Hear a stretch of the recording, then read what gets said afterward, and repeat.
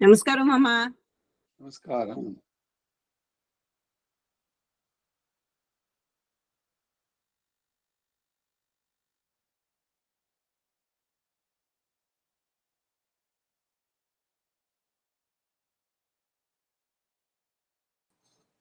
నమస్కారం.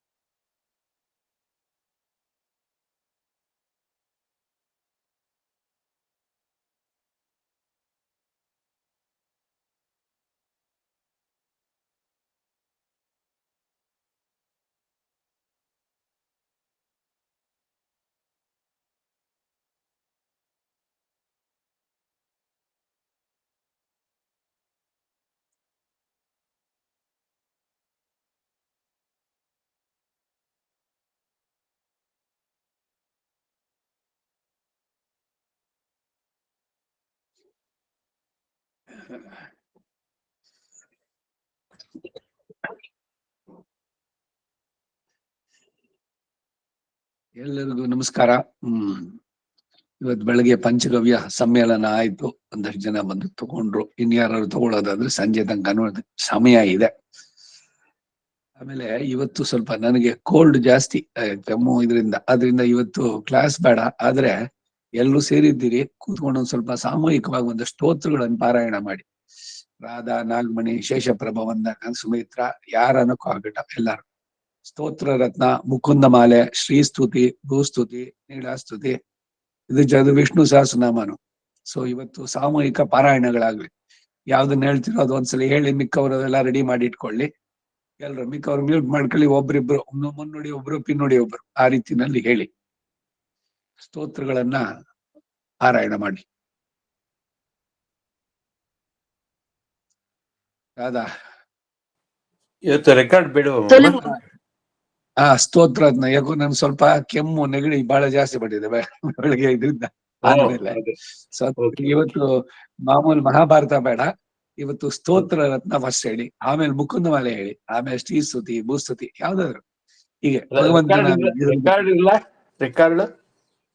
ರೆಕಾರ್ಡ್ ಅಲ್ಲ. ಇವಾಗ ಯಾರು ಹೇಳ್ತಾರೆ, ಮಿಕ್ಕವ್ರು ಅದನ್ನ ನೋಡ್ಕೊಂಡು ಜೊತೆನಲ್ಲಿ ಹೇಳೋಂತ ಮ್ಯೂಟ್ ಮಾಡ್ಕೊಂಡು. So Shri Radha will continue lead ಮಾಡ್ತಾರೆ. ಅವರು ಮುನ್ನೋಡಿ ಹೇಳಿದ್ರೆ ಇನ್ಯಾರೋ ಒಬ್ರು ಪಿನ್ನೋಡಿ ಹೇಳಿ, ಸ್ತೋತ್ರರತ್ನ ತಗೊಳ್ಳಿ, ಮುಕುಂದ ಮೇಲೆ ಹೇಳಿ. ಇವೆಲ್ಲ ಅನುಸಂಧಾನ ಮಾಡುವಂತ. ಫಸ್ಟ್ ಸ್ತೋತ್ರರತ್ನ சொல்றேன் மாமா. சொல்லுங்க.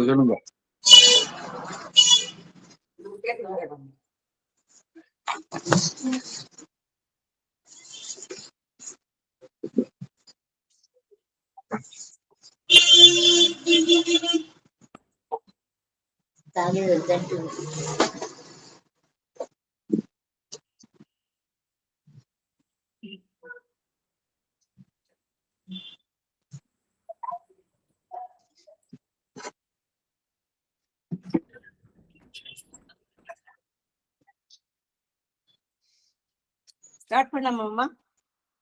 ಶುರು பண்ணலாம். பண்ணுங்க. ನಮೋ ಯಾಮನ ನಮೋ ಮಾಮಯ್ಯ ಸ್ವಾದಯನ್ನಿಹ ಸರ್ವೇಷಾಂ. ಅದೇ ಫಸ್ಟ್ ಅದ್ ಹೇಳ್ಬಿಟ್ಟು ಆಮೇಲೆ ಹೇಳಿ. ನಾ ಕೇಳಿಸ್ಕೊಳ್ತಾ ಗೊತ್ತಿರ್ತೀನಿ, ನೀವು ಹೇಳಿ. ಶ್ರೀಮಾನ್ ವೆಂಕಟನಾಥಾರ್ಯ ಕವಿತಾರ್ಕೇಸರಿ ವೇದಾಂತಾಚಾರ್ಯ ಹೇಳಿ. ವೇದಾಂತಾಚಾರ್ಯವರ್ಯೋ ಮೇ ಸನ್ನಿಧತ್ತಾಂ ಸದಾ ಹೃದಿ. ಸಾಧಯನ್ಯ ಸರ್ವೇಷಾಂ ತ್ರಯ್ಯಂತಾತ್ರಂ ಸುದುಗ್ರಹಂ. ಸ್ತೋತ್ರಯಾಮಾಸ ಯೋಗೀಂದ್ರಸ್तं ವಂದೇ ಯಾಮುನಾಹ್ವಯಂ. ಯತ್ಪದಾಂಬೋರು ಹೃತ್ಯಜ ವಿದ್ವಸ್ತಾಸ್ತೇಷ ಇನ್ನೊಂದು ಶ್ಲೋಕ ಕೊಡ್ತೀನಿ.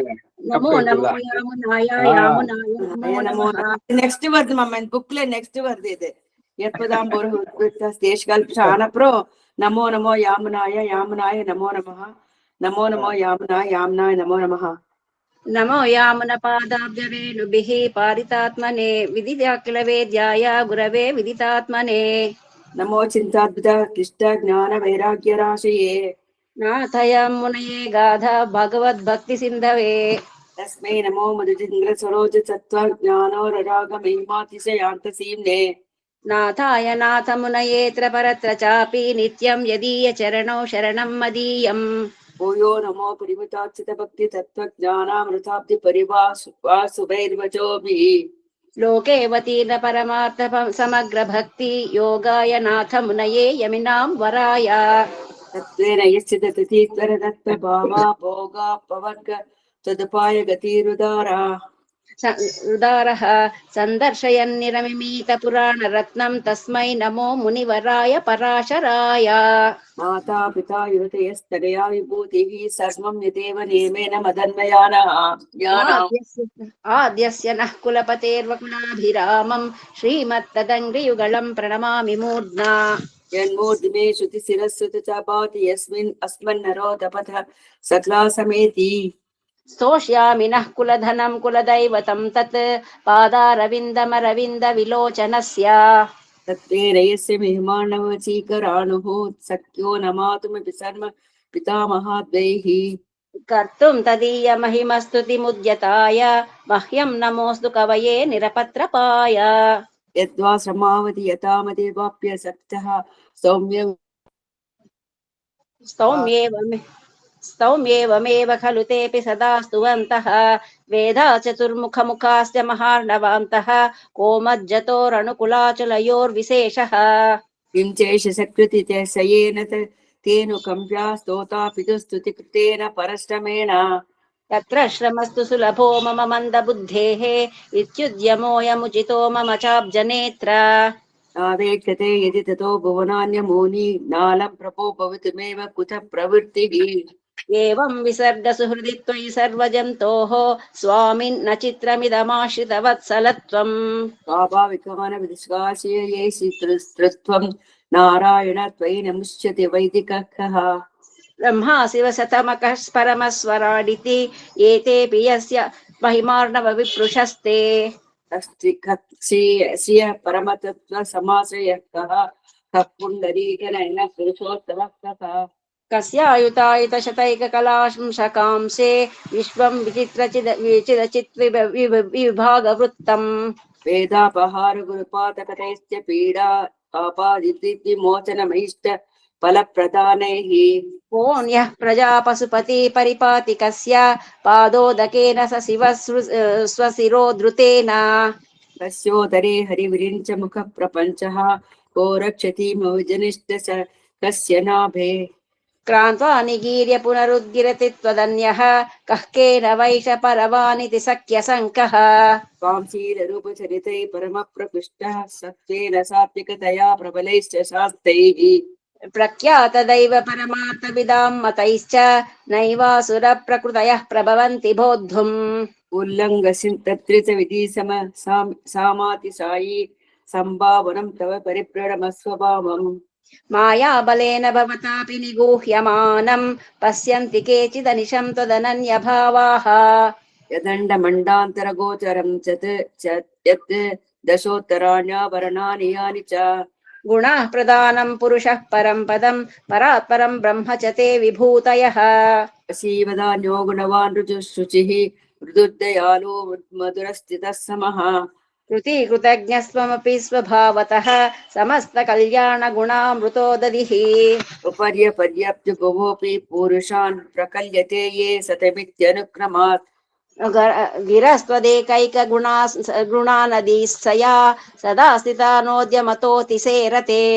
कदाचिदानां जगदुद्भवस्थितः प्रणाश संसार विमोचनादयः भवन्ति लीला विदयश्च वैदिकाः त्वदीय गम्भीर मनोनुसारिणः नमो नमो वाग्मनसादिभूतमये नमो नमो मनसैकभूमये नमो नमो अनन्त महाविभूतये नमो नमोऽनन्त दयैक सिन्धवे न तद्मनिष्ठोऽस्मि न चात्मवेदी न भक्तिमान् त्वच्चरणारविन्दे अकिञ्चन्यो अनन्यगतिः शरण्य त्वत्पादमूलं शरणं प्रपद्ये न निन्दितं कर्म तदस्ति लोके सहस्रयो यन्न मया व्यदायि सोऽहं विपाकावसरे मुकुन्द क्रन्दामि सम्प्रत्यगतिस्तवाग्रे निमज्जतोऽनन्त भगवानवान्तं चिराय मे कुलविवासितः त्वयापि लब्धं भगवन्निदानीम् अनुत्तमं पात्रमिदं दयायाः अभूतपूर्वं मम भावि किं वा सर्वं सहे मे सहजं दुःखम् किं तु त्वदग्रे शरणागतानां पराभवो नाथ न तेऽनुरूपः निरासकस्यापि न तावत् उत्सहे महेश हातुं तव पादपङ्कजम्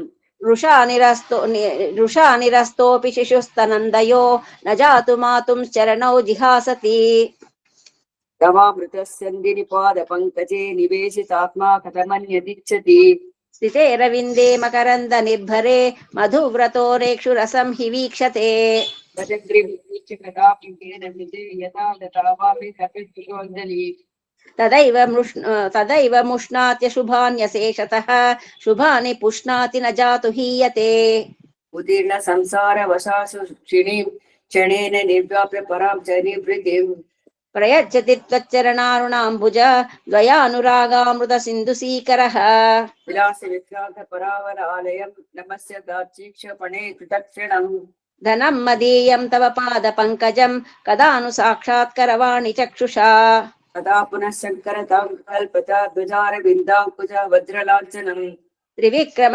त्वच्चरणाम्बुजद्वयं मदीयमूर्धान्नमलं करिष्यति विराजमानोऽग्रलपित वासनं सितात शिशून समामलक्ष लक्षविम् लक्षविं निमग्ननाभिं तनुमध्यमुन्नतं विशालवक्षस्थलशोभिलक्षणम् प्रकाशितं च जैकिरणकर्कशे शुभे चतुर्भिराजानुविलम्बे बुर्जिजै विलम्बिर्भुजैः प्रियावतंसोत्पलकर्णभूषण चतालकाबन्धविनिमर्दसंशिभिः उदग्रपीनां स विलम्बे कुण्डला लकावली बन्धुरकम्बुकन्दरम् मुखश्रिया व्यकृतपूर्णनिर्मल अमृतांशुबिम्बाम्बुरुहोज्ज्वलश्रियम् प्रबुद्धमुग्धं च चारुलोचनं सविप्रमक्षूलमुज्जनादरम् शुचिस्मितं कोमलगण्डमुन्नसं ललाटपर्यन्तविलम्बितालकम् करित्किरलाङ्कहारकण्टिका मणीन्द्र काञ्चीगुणनूपुरादिभिः रताङ्गशङ्कासि गदाधनुर्वरैः लसत्तुलस्या वनमालयोज्ज्वलम् सकर्त यस्या भवनं भुजान्तरं तव प्रियं धाम मयि यजन्मुभुः जगत्समस्तं यदपाङ्गसंश्रयं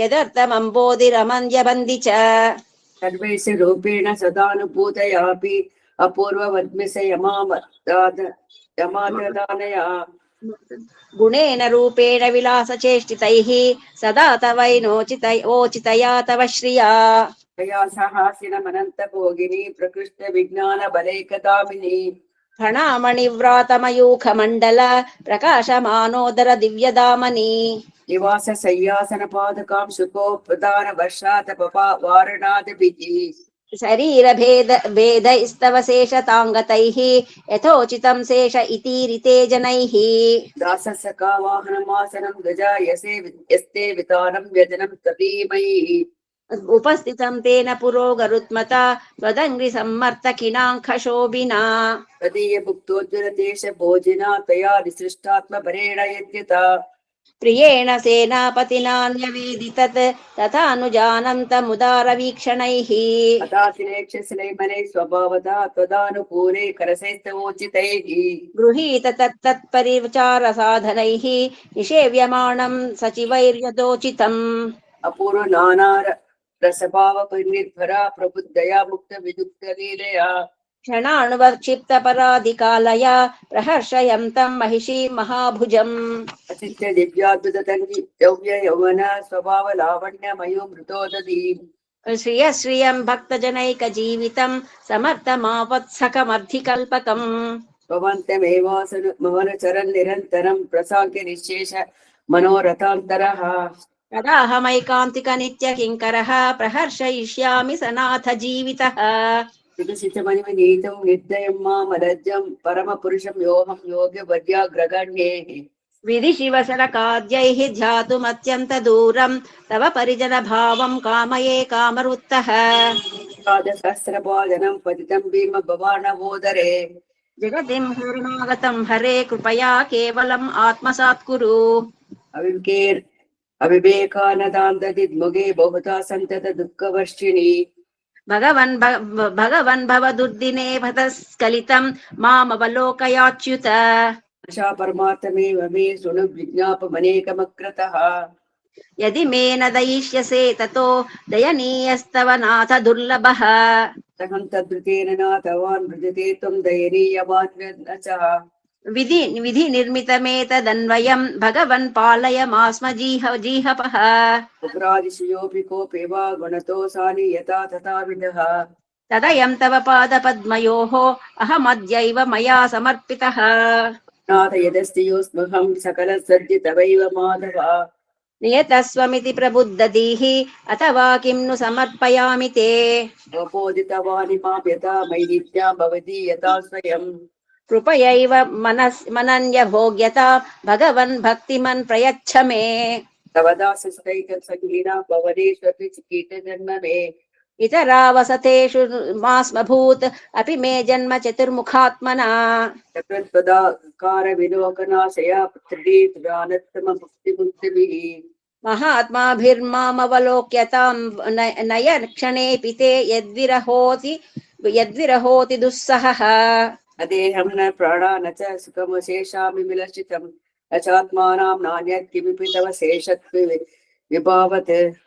विभवात् बहिर्भूतं नाथ क्षणमपि सहे यातु स तथा विनाशं तत्सत्यं मधुमथन विज्ञापनम् इदम् दुरन्तस्यानेदर परिहरणे यस्य महता निहीनाचोरहो नुपशुंसु सुरभि सुरसुभ्यास्तदमपि स्वदमपि दया सिन्धो बन्धो निरवधिक वात्सल्य जलधे तव स्मारं गुणगुणमितिच्छामि गतभिः अनिच्छन्नेत्येवं यदि पुनरिजिच्चिन्नवरजा समस्तन्योस्तुतिमचन भङ्गी मरचयम् तथापित्थं रूपं वचनमवलम्ब्यापि कृपया त्वमेवैवं भूतं धरणिधर मे शिक्षय मनः दातां वैदतरस्त्वं पितरैस्तुवत् त्वमेव त्वं मित्रं गुरुरसि गतिश्चापि जगताम् त्वदीयस्तद्वृत्त्यस्तव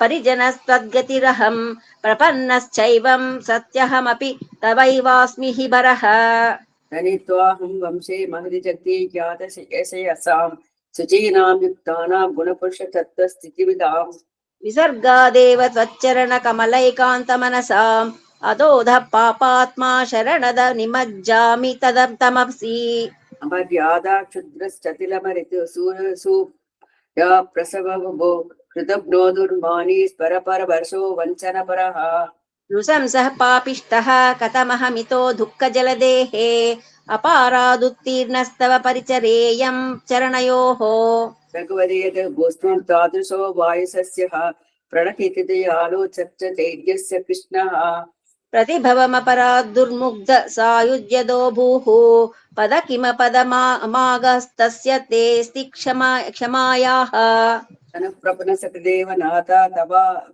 अस्मीति च याचमानः तवानुकम्प्य स्मरतः प्रतिज्ञा मदेकवर्णं किमिदं प्रतं ते अप्रतिमत्तच्चरणारविन्द प्रेम प्रकाशवद्मात्मवन्तं पितामहं नाथ मुनिं विलोक्य प्रसीद मद्वृत्तमचिन्तयित्वा कृत्म्यपत्कशरणारविन्द प्रेम प्रकाशवद्मात्मवन्तं पितामहं नाथ मुनिं विलोक्य प्रसीद मद्वृत्तमचिन्तयित्वा यत्पदाम्बोरुहध्यानविध्वस्ता शेषकल्मषः वस्तुताम् उपयातोऽहं यामुनेयं नमामि तम्। कवितार्की सिंहाय कल्याण गुणशालिने श्रीमते वेंकटेशाय वेदांत गुरवे नमः. ಮಮ್ಮಿ ಮುಕುಂದಮಾಲೆ ಹೇಳೋಣ. ಹೇಳಿ ಮುಕುಂದ ಮಾಲೆ. ಮುಕುಂದಲೆ ಮಾಲೆ. ಅಂಗುಷ್ಯತೆ ಯಸ್ಯ ನಗರೆ ರಂಗಯಾತ್ರಾ ದಿನೇ ದಿನೇ ತಮಹಂ ಶಿರಸಾ ವಂದೇ ರಾಜಾನಾಂ ಕುಲಶೇಖರಂ. ಶ್ರೀವಲ್ಲಭೇತಿ ವರದೇತಿ ದಯಾಪರೇತಿ ಭಕ್ತ ಪ್ರಿಯೇತಿ ಬವಲುಂಟನಕೋ ವಿದೇತಿ ನಾಥೇತಿ ನಾಗಶಯನೇತಿ ಜಗನ್ನಿವಾಸೇತಿ ಇತ್ಯಾಲಾಪನಂ ಪ್ರತಿಪದಂ ಕುರು ಮಾಂ ಮುಕುಂದ. ಜಯತು ಜಯತು ದೇವೋ ದೇವಕೀ ನಂದನೋಯಂ ಜಯತು ಜಯತು ಕೃಷ್ಣೋ ವೃಷ್ಟಿವಂಶ ಪ್ರದೀಪಃ ಜಯತು ಜಯತು ಮೇಘಶ್ಯಾಮಲಃ ಕೋಮಲಾಂಗೋ ಜಯತು ಜಯತು ಪೃಥ್ವೀಭಾರನಾಶೋ ಮುಕುಂದಃ.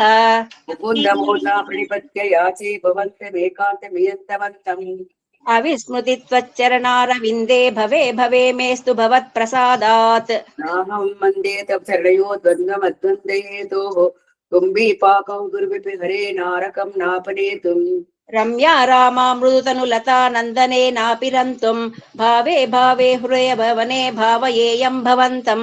ನಾಸ್ತಾ ಧರ್ಮೇ ನವಸುಚಲಿಯೇ ನೈವ ಕಾಮೋಪಭೋಗೆ ಯದ್ಯದ್ಭವ್ಯಂ ಭವತು ಭಗವನ್ ಪೂರ್ವ ಕರ್ಮಾನುರೂಪಂ ಏತತ್ ಪ್ರಾರ್ಥ್ಯಂ ಮಮ ಬಹುಮತಂ ಜನ್ಮ ಜನ್ಮಾಂತರೇಪಿ ತತ್ಪಾದಾಂಬೋರುಹಯುಗಗತಾ ನಿಶ್ಚಲಾ ಭಕ್ತಿರಸ್ತು. ದಿವಿ ವಾ ಭುವಿ ವಾ ಮಮಾಸ್ತು ವಾಸೋ ನರಕೆ ವಾ ನರಕಾಂತಕ ಪ್ರಕಾಮಂ ಅವಧೀರಿತ ಶಾರದಾರವಿಂದೌ ಚರಣೌ ತೇ ಮರಣೇಪಿ ಚಿಂತಯಾಮಿ. ದೃಷ್ಟತ್ವದೀಯ ಪದ ಪಂಕಜ ಪಂಚರಾರ್ಥಂ ಅದ್ಯಮೇ ವಿತತ ಮಾನಸ ರಾಜಹಂಸಃ ಪ್ರಾಣ ಪ್ರಯಾಣ ಸಮಯೇ ಖಪವಾತ ಪಿತ್ತೈಃ ಕಂಠಾವರೋಧನ ವಿಧೌ ಸ್ಮರಣಂ ಕುತಸ್ತೆ.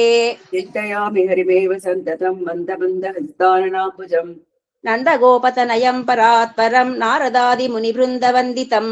ಕರಚರಣ ಸರೋಜೆ ಕಾಂತಿ ಮನ್ಮೇತ್ರ ಮೇನೆ ಸವಪುಷಭುಜ ವೀಚಿ ವ್ಯಾಕುಲೆ ಗಾತ ಮಾರ್ಗೆ ನಾನು ಸ್ವಲ್ಪ ಹೇಳ. ಹೇಳಿ ಮಾಮಿ. ಯಾವ್ದ ಹೇಳಿ? முகுந்தமாலை. ஓகே ಹೇಳ್ತೀನಿ. முதலாவது 2 சொல்றீங்களா? அதான் நீங்களா? சொல்றேன். 9th இது ஹரி சரி சொல்லுங்க. 9th சொல்லுங்க. Second line. வந்தேன். எது சொல்லுங்க? ஹரி சரி சாப்பே பிய தேஜோ பலோகோ சொல்லுங்க. 9வது. 9வதா? ஹரிச்சரண விகாஹ்யாபிய தேஜோஜ லோகோ ಬಹುಮತ ಪರಕಿನ್ನ ಖೇದ ಮಧ್ಯಚ್ಛಯಾಮಿ. ಸರಸಿ ಜನೈನೇಶ ಶಂಕ ಚಕ್ರೇ ಮುರಬದಿ ಮಾಮುರಸ್ತು ಚಿತ್ತರಸ್ತಂ ಸುಖತರಮ ಪರಂ ನ ಜಾತು ಜಾನೆ ಹರಿಚರಣ ಸ್ಮರಣಾಮೃತೇನ ತುಲ್ಯಂ. ಮಾವೀರ್ಮಂದ ಮನೋ ವಿಚಿಂತ್ಯ ಬೋಧಾಯಾಮಿ ಚರಂ ಯಾತನಾ ಮಾವೀನ ಪ್ರಭವಂತಿ ಪಾಪರಿ ಸ್ವಾಮೀನನು ಶ್ರೀಧರಃ. ಆಲಸ್ಯಂ ವ್ಯಪನೀಯ ಭಕ್ತಿ ಸುಲಭಂ ಧ್ಯಾಯಸ್ಯ ನಾರಾಯಣಂ ಲೋಕಸ್ಯಂ ವ್ಯಸನಾಪನೋ ದನಕರೋ ದಾಸ್ಯಸ್ಯ ಕಿಂ ನ ಕ್ಷಮಃ. ಭವತರಿದಿಗತಾನಾಂ ದಂದವಾದಾಹತಾನಾಂ ಸತತಹೃ ತತ್ರ ತ್ರಾಣ ಭಾರಾರ್ಜಿತಾನಾಂ ವಿಷಮ ವಿಷಯತೋ ಯೇ ಮಜ್ಜತಾಂ ಮಫ್ಲಮಾನಾಂ ಭವತು ಶರಣಮೇಕೋ ವಿಷ್ಣುಪೋತೋ ನರಾಣಾಂ. ಭವತರಿದಿಗಾಧಂ ದುಸ್ತರಂ ನಿಸ್ತರೇಯಂ ಕಥಂ ಯುಗತಿ ಚೇತೋ ಮಾಸ್ಮಗಾ ಕಾತರತ್ವಂ. ಸರಸಿದೆ ದೃಶಿ ದೇಹೇ ತವ ಕೀ ಭಕ್ತಿ ರೇಖಾ ನರಕಬಿದಿ ಷಣ್ಣ ತಾರಯಿಷ್ಯತ್ಯವಶ್ಯಂ. ತೃಷ್ಣಾತೋ ಯೇ ಮದನ ಭವನೋದ್ಭೂತ ಮೋಹೋಭಿಮಾನೆ ಧಾರಾವರ್ತೇತರೆ ಸಹಜಗ್ರಾಹ ಸಂಘಾಕುಲೇ ಚ. ಸಂಸಾರಕ್ಕೆ ಮಹದಿ ಜಲದೌ ಮಜ್ಜತಾಂ ನ ಸ್ತ್ರೀಧಾಮಂ ಪಾದಾಂಬೋಜೆ ವರದ ಭವತೋ ಭಕ್ತಿ ನಾಮಂ ಪ್ರೇಯಶ್ಚ. ಮಾದ್ರಾಕ್ಷಂ ಕ್ಷೀಣ ಪುಣ್ಯಾನ್ ಕ್ಷಣಮಿತಿ ಭವತೋ ಭಕ್ತಿ ಹೀನಾನ್ ಪದಾಬ್ಜೆ ಮಾಶ್ರೋಷಂ ಶಾಪ್ಯ ಬಂಧಂ ತವ ಚರಿತಮುಪಾಸ್ಯಾನ್ಯದಾಖ್ಯಾನ ಜಾತಂ. ಮಾಸ್ಮಾಷ್ಟಂ ಮಾಧವತ್ವಾನ್ ವಿಭುವನ ಪತೆ ಚೇತಸಾ ಪಹ್ನುವಾನಾಂ ಮಾ ಭುವಂ ತತ್ಸ ಪರ್ಯಾರ್ ವ್ಯತಿಕರ ರಹಿತೋ ಜನ್ಮ ಜನ್ಮಾಂತರೇಪಿ. ಜಿಹ್ವೆ ಕೀರ್ತೆ ಕೇಶವಂ ಮುರಿರಿಪುಂ ತೇಜೋ ವಚ ಶ್ರೀಧರಂ ಪಾಣಿದ್ವಂದ ಸಮಚ್ಚಯಾಚ್ಯುತ ಕಥಾ ಸ್ತೋತ್ರದ್ವೈತುಂ ಶೃಣು. ಕೃಷ್ಣಂ ಲೋಕಯ ಲೋಚನ ದ್ವಯ ಹರೇ ಗಚ್ಚಾಂಗ್ರಿ ಯುಗ್ಮಾಲಯಂ ಜಿಗ್ರಗ್ರಾಣ ಮುಕುಂದ ಪಾದ ತುಳಸಿ ಮೂರ್ಧನ ಮಾದೋಕ್ಷಜಂ. ಹೇ ಲೋಕಾಶ್ರಿತ ಪ್ರಸೂತಿ ಮರಣ ದ್ವಾದೇಶಿ ಪಿತ್ಸಾಮಿ ಮಾಂ ಯೋಗಜ್ಞ ಸಮುದಾಹರಂತಿ ಮನಯೋ ಯಾಮ್ಯಜ್ಞ ವಲ್ಕ್ಯಾದಯಃ. अन्तर्ज्योतिरमेवमेकममृतं कृष्णस्ख्यमापीयसाम् तत्पीतं परमौषधं वितनुते निर्वाणमात्यन्तिकम् हेमत्या परमं हितं स्मृतवो वक्ष्यामि संक्षेपदः संसारणामापदो निवहुलं सम्यक् विश्वस्थिताः नानाज्ञानमुपास्य चेतसे नमो नारायणेयेत्यमं मन्त्रं सप्रणवं प्रणामसहितं पार्वत्य यत्त्वं मुहुः पृथ्वीरेणुपयांसि कटिका बल्गुप्सलिङ्गो नलः तेजो निःश्वसनं मरुत्सरुतरं रन्ध्रं सुदुक्षुं नभः रुद्रा रुद्रा क्षुद्रा रुद्रपितामह प्रभृतय कीटा समस्तासुराः दृष्टेर्यत्र दृष्टेर्यस्य तव को विजयते भूमावधूतावधि बद्धेनाञ्जलिनानतेन शिरसा गात्रे सरोमोद्गमे कण्ठेन गद्गतेन नयनेनोत्तीर्ण बाष्पाम्बुना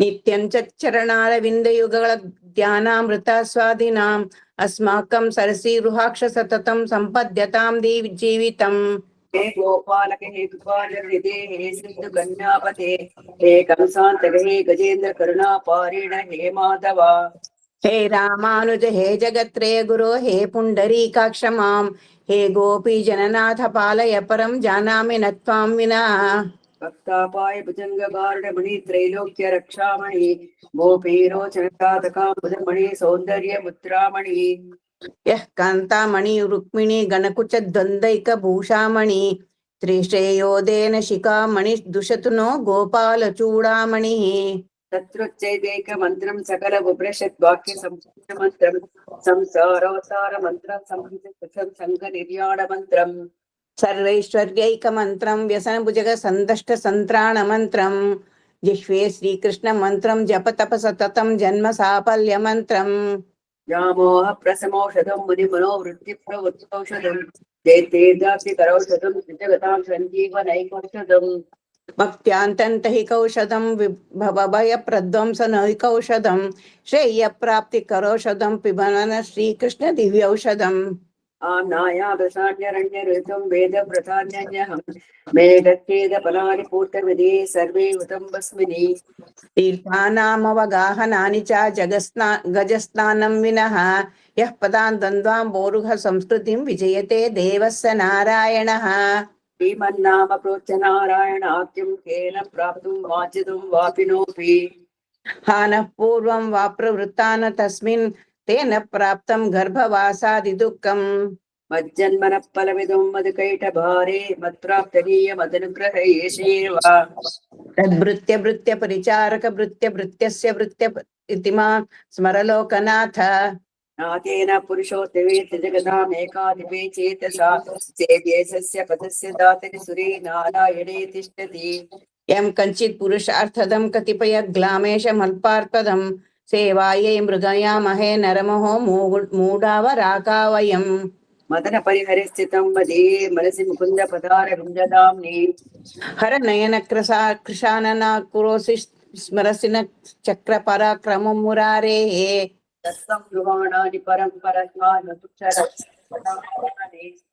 प्रावर्तय प्राञ्जलिरश्मि जिह्वे नमामि नारायण गोचराणि इदं शरीरं परिणामपीशनं पदस्य वचनं संसञ्जितरम् लिमौषधे क्लिश्यसि मूढधुर्मते निरामयं कृष्णरसायनं पिबः करावारा करवृस्ता तेजुनोजो विरिञ्च स्तोता वेदस्तव सर्वणो मृत्युवर्ग प्रसादः मुक्तिर्माया जगदविकलं तावकी देवकी ते माता मित्रं वलरिपुस्तुतस्तय्यतोऽन्यं न जाने कृष्णो रक्षतनो जगत्रे गुरु कृष्ण नमस्याम्यहम् कृष्णे नाम रसत्रो विनिहता कृष्णाय तुभ्यं नः कृष्णादेव समुत्थितं जगदिदं कृष्णस्य दासोऽस्म्यहं कृष्णे तिष्ठति सर्वमेतदखिलं हे कृष्ण रक्षस्व माम् दत्तं प्रसीद भगवन् कुर्मय्य नाथे विष्णो कृपां परमकारुणिकं किल त्वम् संसारसागर निमग्नमनन्ते दीनां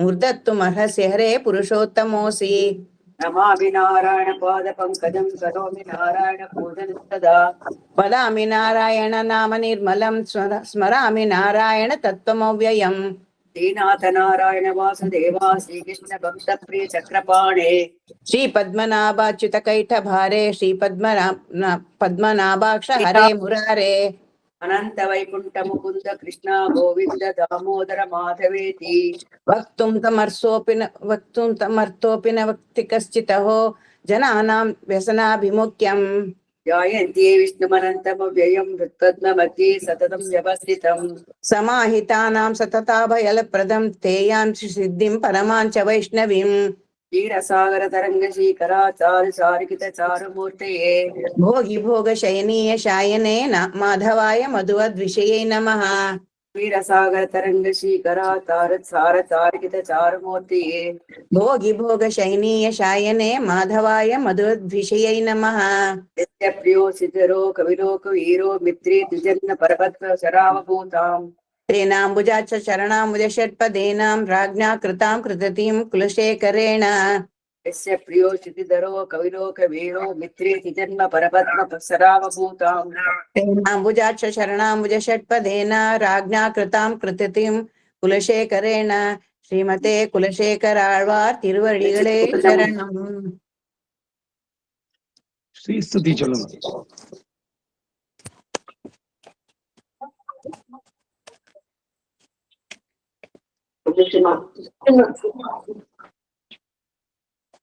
ஸ்ரீ ஸ்துதி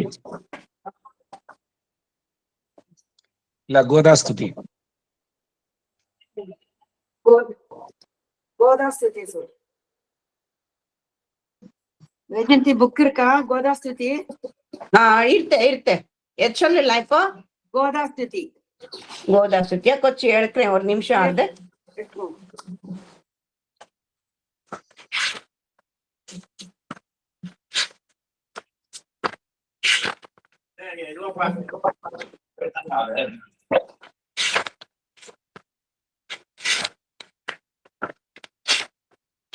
हाँ शुरू பண்ணுங்க.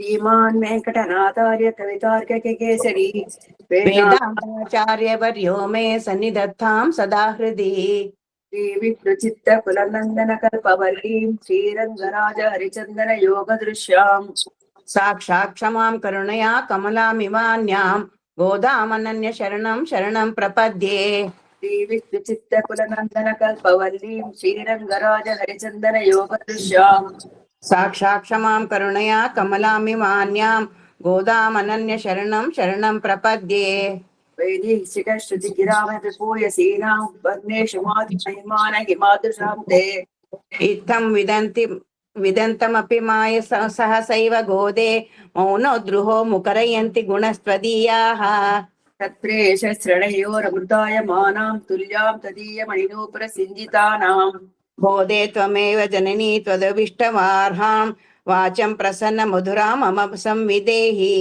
कृष्णान्वयेन दन्तीं यमुनानुभावं तीर्थैर्यदावनगाभ्य सरस्वतीं ते गोदे विकस्वरधियां भवती कटाक्षात् वाचः स्फुरन्ति मकरन्द मुचः कवीनाम् अस्मादृशामृतकृतौ कृतौ चिरञ्चितानाम् अह्नाय देवि दयते यतसो मुकुन्दः तन्निश्चितं नियमितस्तव मौलिदाम्ने दाम्ना तन्त्रीनिनाद मधुरैश्च गिरां निगुम्बैः शोणादरेऽपि कचयोरपि तुङ्गभद्रा वातां प्रवाहि निविहेऽपि सरस्वती त्वम् अप्राकरैरपि रसैर्विरिजा स्वभावात् गोदापि देवी कमितु नर्मदासि वल्मीकृतश्रवणतो वस्तात्मनस्ते जातो बभूव स मुनिकविसार्वभौमः गोदे किमत्वमिदमिदं यदिमि स्वदन्ते वक्ता रवीन्द्र मकरन्द निभा प्रबन्धाः भोक्तुं तवं प्रियतमं भवतीव गोदे भक्तिं विना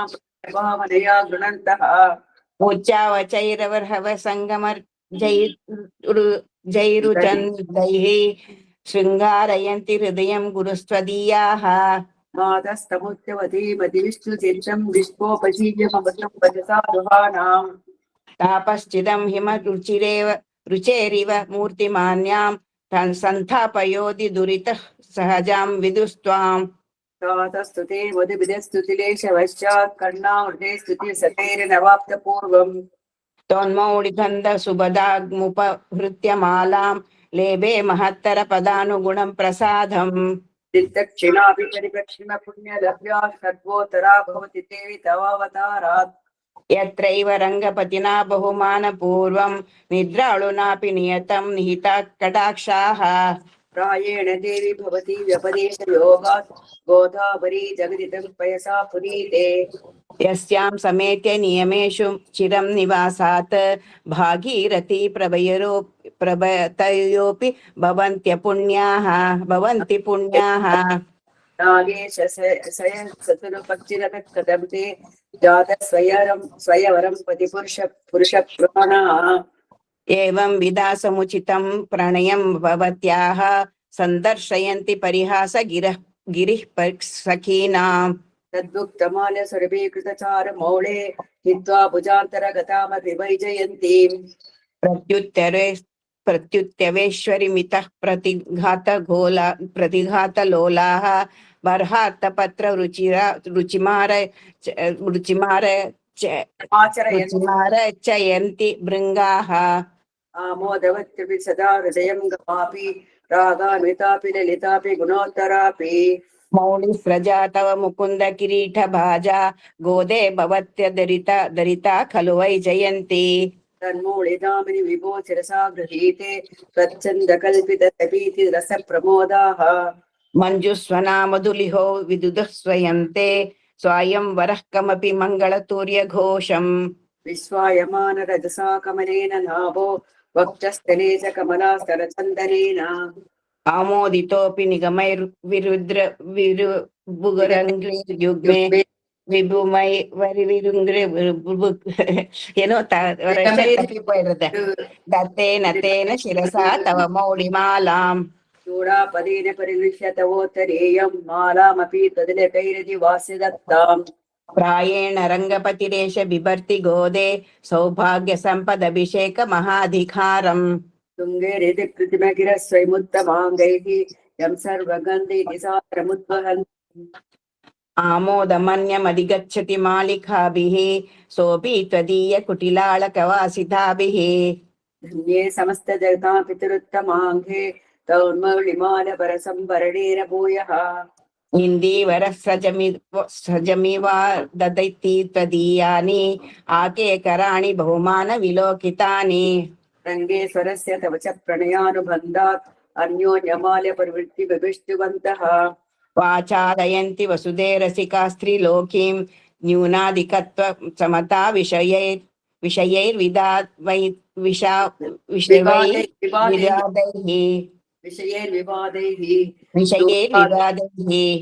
दूर्वादन प्रतिमया तव देह कान्त्या गोरोचना रुचिरया च रुचीन्द्रियायाः आसीदनुज्जित शिखावळकण्ठशोभं माङ्गल्यदं प्रणमतां मधुवैरिगात्रम् अच्छं समच्च निगमे निगमसूरे नादत्तया कमलया च समीयवांसम् मातश्चिरं निरविशन् निजमादिराज्यं मान्यामनुप्रभुतयोऽपि महीक्षितस्ते आर्दापराधिनि जनेभ्य विरक्षणार्थं रङ्गे सरस्वरमया विनिवेद्यमाने पार्श्वे परत्र भवति यदि तत्र नासीत् प्रायेण देवि वदनं परिवर्तितं स्यात् गोदे गुडेर परयन् प्रणितापराधान् मोक्षेपयैव तव भोगरसानुकूलः मानुबन्धि फलधान्य रतस्य भर्तुः स्वातन्त्र्य दुर्व्यसन मर्म विधानिदानम् रङ्गे तडिद्गणवतो रमयैव गोदे कृष्णाबुधस्य घटितां कृपया श्रुष्टा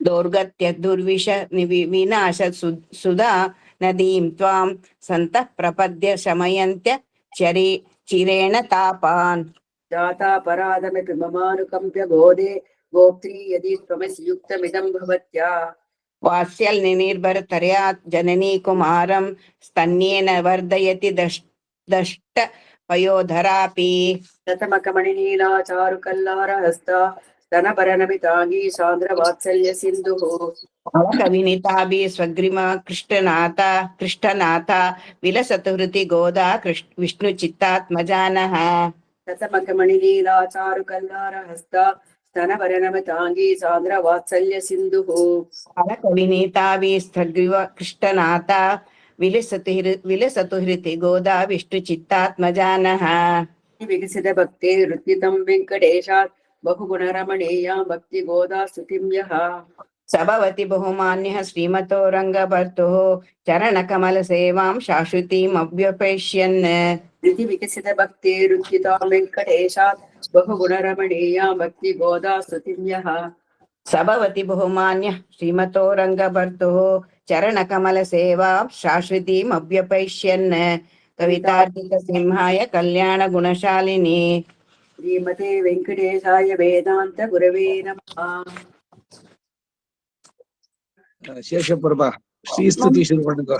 आचमम् श्रीमान् वेङ्कटनाथार्यः कवितार्किककेसरी वेदान्ताचार्यवर्यो मे सन्निधत्तां सदा हृदि ईशानां जगतोऽस्य वेङ्कटपते विष्णोः परां प्रेयसीं तद्वक्षस्थलनित्यवासरसिकां तत्क्षान्तिसंवर्धिनीं पद्मालङ्कृतपाणिपल्लवयुगां पद्मासनस्तां श्रियं वात्सल्यादिगुणोज्ज्वलां भगवतीं वन्दे जगन्मातरं मानातीतप्रदितविभवां मङ्गलं मङ्गलानां वक्षः पीतिं मधुविजयिनो भूषयन्तीं स्वकान्त्या प्रत्यक्षानुस्रविकमहिमप्रार्थिनीनां प्रजानां श्रेयो मूर्तिं श्रियमशरणस्त्वां शरण्यां प्रपद्ये आविर्भावः कलसजलदौ अध्वरेवापि यस्याः स्थानं यस्याः सरसिजवनं विष्णुवक्षस्थलं वा भूमा यस्या भुवनमखिलं देवि दिव्यं पदं वा स्तोकप्रज्ञैरनवधिगुणा स्तूयसे सा कथं त्वं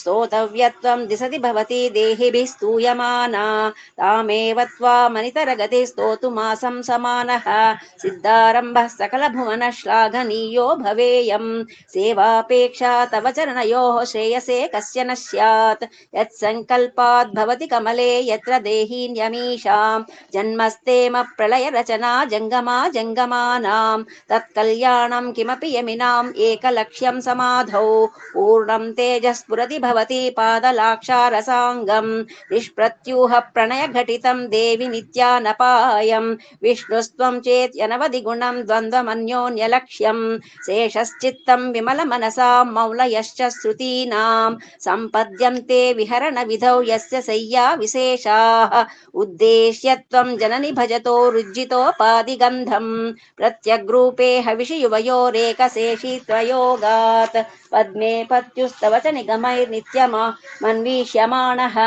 नावच्छेदं भजति महिमा नर्तयन् मानसं नः पश्यन्तीषु श्रुतिषु परितः श्रूरिवृन्देन सार्धं मध्ये कृत्य त्रिगुणफलकं निर्मितस्थानभेदं विश्वाधीश प्रणयिनि सदा विभ्रमद्यूतवृत्तौ ब्रह्मे साद्या रुदति वयो रक्षसार प्रचारम् अस्येषाना त्वमसि जगतः संशयन्ति मुकुन्दं लक्ष्मीः पद्मा जलधि तनया विष्णुपत्नीन्दिरेति यन्नामानि श्रुतिपरिपणान्येवमावर्तयन्तः नावर्तन्ते दुरितपवन प्रेरिते जन्मचक्रे त्वामेवाहु कतिचिदपरे त्वत्प्रियं लोकनाथं किं तैरन्तः कलहमलिनैः किञ्चिदुत्तीर्यमग्नैः त्वत्सम्प्रीत्यै विहरति हरौ सम्मुखीनां श्रुतीनां भावारूढौ भगवति युवां दैवतं दम्पतीनः आपन्नार्ति प्रशमनविधौ बद्धदीक्षस्य विष्णोः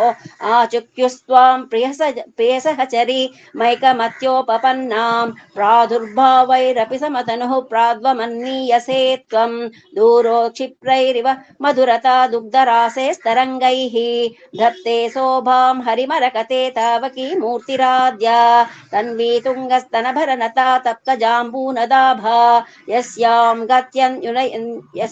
गत्यन्युदयनिलयैर्नित्यमानन्दसिन्धौ इच्छावेगोल्लसितलहरी विभ्रमं व्यक्तयस्ते आसंसारं विततमखिलं वाङ्मयं यद्विभूतिः यद्भ्रूभङ्गात् कुसुमधनुषः किङ्करो मेरुधन्वा यस्यां नित्यं नयनशतकैरेकलक्ष्यो महेन्द्र सुरेन्द्रः पद्मे तासां परिणतिरसौ भावलेशैस्त्वदीयैः अग्रे भर्तु सरसिजमये भद्रपीठे निषण्णाम् अम्बोरासेरधिगतिसुधा सम्प्लवादुत्थितां त्वां पुष्पासारास्तगितभुवनैः पुष्कलावर्तकाद्यैः क्लप्तारम्भः कनककलशैरभ्यषिञ्चन् गजेन्द्राः आलोक्य त्वाममृतसहजे विष्णुवक्षस्थलस्तां शापाक्रान्ता शरणमगमन् सावरोधाः सुरेन्द्राः लब्ध्वा भूयस्त्रिभुवनमिदं लक्षितं त्वत्कटाक्षैः सर्वाकारास्तिरसमुदयां सम्पदं निर्विशन्ति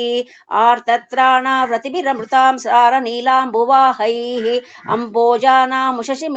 मिशतामन्तरङ्गैरपाङ्गैः यस्यां दिशि विहरते देवि दृष्टिस्त्वदीया तस्यां महमहमिकां तन्वते सम्पदोगाः योगारम्भत्वरितमनसो युष्मदैकान्त्ययुक्तं धर्मं प्राप्तुं प्रथममिह ये धारयन्ते धनायां तेषां भूमेर्धनपतिगृहादम्बुरादम्बुदेर्वा धारा निर्यान्त्यधिकमधिकं वाञ्छितानां वसूनां श्रेयस्कामाः कमलनिलये चित्रमाम्नाय वाचां चूडापीडं तव पदयुगं चेतसा धारयन्तः छत्रच्छाया सुभगशिरसश्चामरस्मेरपार्श्वाः श्लाघाशब्दश्रवणमुदिताः स्रग्विणः सञ्चरन्ति ऊरीकर्तुं कुशलमखिलं जेतुमादीनरातीन् दूरीकर्तुं दुरितनिवहं त्यक्तुमाद्यामविद्याम् अम्बस्तम्भवधिकजननग्रामसीमां तरेखाम् आलम्बन्ते विमलमनसो विष्णुकान्ते दयान्ते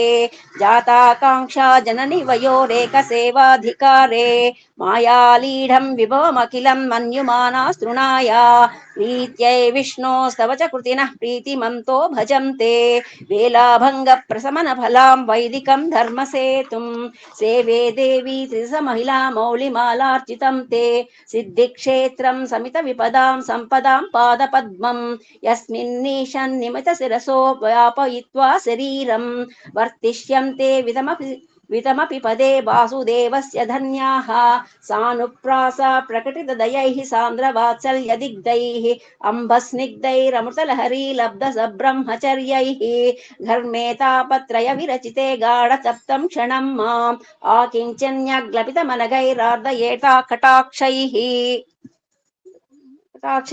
सम्पद्यन्ते भवयतमे भानवस्प्रसादात् भावाः सर्वे भगवति हरौ भक्तिमुद्वेलयन्तः याचे किं महमिह यतः शीतलो धारशीला भूयो भूयो दिशसि महतां मङ्गलानां प्रबन्धान् माता देवी त्वमसि भगवान् वासुदेवः पिता मे जातस्सोऽहं जननि वयोरेकलक्ष्यं दयायाः धत्तो युष्मत्परिजनतया देशिकैरप्यतस्त्वं किन्ते भूयः प्रियमिति किल स्मेरवक्त्रा विभासि कल्याणानामविकलनिधिः कापि कारुण्यसीमा नित्यामोदा निगमवचसां मौलिमन्दारमाला सम्पद्दिव्या मधुविजयिनः सन्निधत्तां सदा मे सैषा देवी सकलभुवनप्रार्थना कामधेनुः कल्याणानामविकलनिधिः कापि कारुण्यसीमा नित्यामोदा निगमवचसां मौलिमन्दारमाला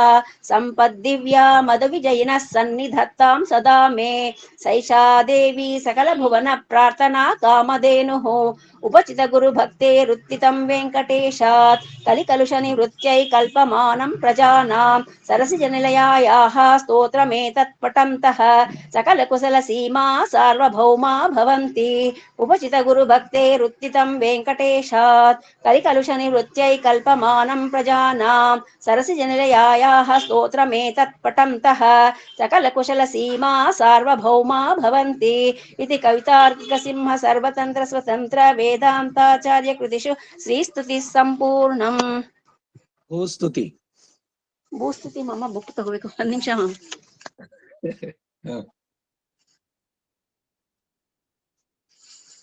ಮಹಾಲಕ್ಷ್ಮಿಯನ್ನ ಕುರಿತು ಇವೆಲ್ಲ ಒಟ್ಟಿಗೆ ಇದೆಲ್ಲ ಭೂಸ್ತುತಿ ಗೋದಾಸ್ತುತಿ ಶ್ರೀಸ್ತುತಿ ಶ್ರೀಸ್ತವ ಕೂರೇಶ್ವರದು ಶ್ರೀ ಗುಣರತ್ನ ಕೋಶ ಇವೆಲ್ಲ ಅನುಸಂಧಾನ ಮಾಡಬೇಕು. ಏನಂದ್ರೆ ಸಾಮಾನ್ಯವಾಗಿ ಶ್ರೀಸ್ತುತಿ ಹೇಳ್ತಾರೆ ಚತುಶ್ಲೋಕಿ ಎರಡನೇ, ಈ ಶ್ರೀ ಗುಣರತ್ನ ಕೋಶ ಇದೆಯಲ್ಲ, ಅದೊಂದು 64 ಶ್ಲೋಕಗಳಿರ್ಬೇಕು. ಅದು ಅಷ್ಟೇ ಬಹಳ ಚೆನ್ನಾಗಿದೆ. 75 ಶ್ಲೋಕನೋ ಏನೋ ಇದೆ ಮಮ್ಮ. ಜಾಸ್ತಿ ಅದು இப்ப சொல்லுங்க. மோஸ்ட் சொல்லுங்க. ಒಂದ್ ನಿಮಿಷ ಮಮ್ಮ.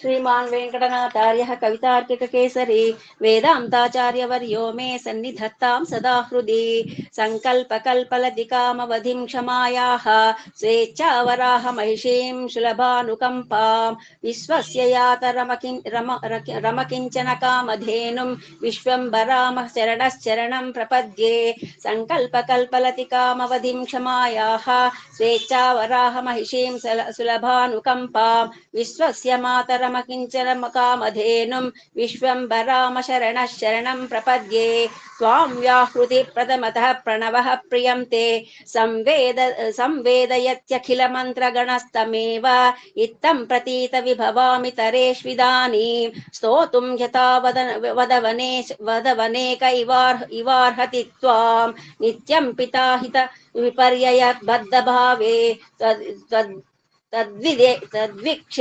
तद्वीक्षणैक विनिवर्त्य बहु व्यपाये मुग्धाक्षरैरखिल धारिणी मोदमाना मातस्तनन्दय धियं मयि वर्तयेधाः सङ्कल्प किङ्कर चराचर चक्रवालं सर्वातिशायिनमनं तभयस्य पुंसः भूमानमात्य विभवै पुनरुक्तयन्ति वाचाम भूमिरपि भूमिरसि त्वमेका वेदस्तृणावधि विहार परिच्छदं ते विश्वं चराचर तया व्यतिविद्यमानम् अम्ब त्वदाश्रित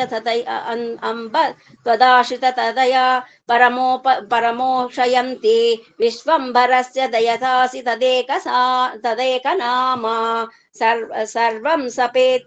सर्वं सहेत्यवनिरित्य चलेति मातः विश्वम्भरेति विपुलेति वसुन्धरेति आन्यानि चान्य विमुखान्य विधानवृत्त्या नामान्यमूनि कथयन्ति तवानुभावं तापान् क्षिपन् प्रसवितासु मनोगणानां प्रच्छाय शीतलतलः प्रदिशन् फलानि त्वत्सङ्गमाद्भवति माधवि लब्धपोषः शाकासतैरधिगतो हरिचन्दनोऽसौ स्मेरेण वर्धित रसस्य मुखेन्दुना ते निस्सन्दतां विजहतो निजया प्रकृत्या विश्रान्ति भूमिरसि तत्त्वतरङ्गपङ्क्तेः वेलेव विष्णुबलधेर पृथग्भवं शिवन्ति स्वाभाविके वसुमति स्तुतिर्विभाव्ये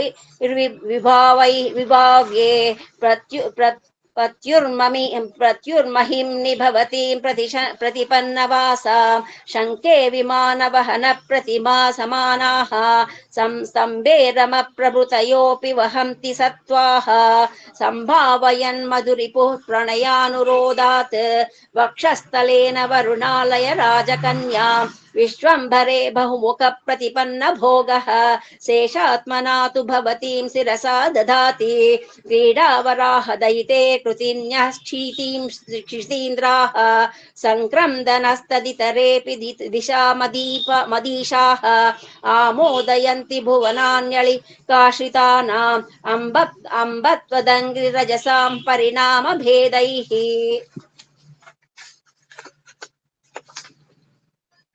भूतेषु यत् त्वदभिमानविशेषपात्रं घोषं तदेव भजतीति विभावयन्तः भूतं प्रभूतगुण पञ्चकमाद्यमेतत् प्रायो निदर्शनतया प्रतिपादयन्ति कान्तस्तवैष करुणा जलधिः प्रजानाम् आज्ञातिलङ्घन वसादुपजात रोषः आह्नाय विश्वजननी क्षमया भवत्या सर्वावगाहन सहामुपयात्यवस्थाम् आश्वासनाय जगतां पुरुषे परस्मिन् आपन्न रक्षण दशामभिनेतु कामे अन्धर्हितेतर गुणाद बला स्वभावात् औदन्वते पयसि मज्जनमभ्युनैषीः नैषीः पूर्वं वराह वपुषा पुरुषोत्तमेन प्रीतेन भोगि सदने समुदीक्षितायाः पादाहताः वारिदयस्तदा वासन् उद्वाह मङ्गल विधेरुचिता मृदङ्गाः व्योमातिलङ्गिनि विभोः प्रलयाम्बुरासौ देशं तलेस इव मातुमसख्यमूर्तेः सद्यः समुद्रवसने सरस्रैकार्षीः आनन्दसागरम पारमपाङ्गपातैः दंष्ट्राविदारित महासुर शोणितांशैः अङ्गैः प्रियस्तव ददे हरिरम्बलीला सा ते पयोधि जलकेलि समुत्थितायाः सैरन्द्रिकेव विदधेन मङ्गरागम् अन्योन्य संबलन जुम्बित तूर्यघोषैः संवर्त सिन्धु सलिलैर्विहिताभिषेक एकातपत्रयसि विश्वमिदं गुणैः स्वैः अद्यास्य भर्तुरधिकोन्नत मंस पीठम् भर्तुस्तमूलरुचिरे भुजमध्यभागे पर्यायमुक्तिकवती पृषतैः पयोदेः तापानुबन्ध समानि जगतां त्रयाणां तारापते स्फुरसि तारकितानि सेव्या आसक्त वासव सरासन पल्लवैस्त्वां संवृद्धये शुभतटिद्गुणजाल रम्यैः देवेश दिव्यमहिषीमृत सिन्धुतोयैः जीमूतरत्नकलशैरभिषिं च दिद्यौः आविर्मदैरमरदन्तिभिरुह्यमानाम् रत्नाकरेण रुचिरां रसनागुणेन माता श्रीलोकजननीं वनमालिनीं त्वां मायावराहमहिषीम वयं तिसन्तः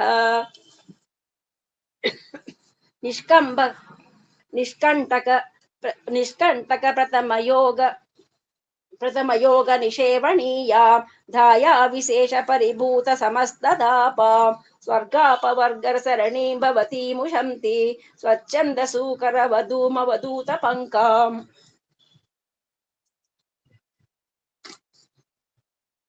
गण्डोज्ज्वलां गहन कुन्तल दर्शनीयां शैलस्तनीं तरल निर्जर लम्बहारां श्यामां स्वतस्त्रियुगसूकर गेहिनी त्वं व्यक्तिं समुद्रवसनामुभयीं बिभर्षि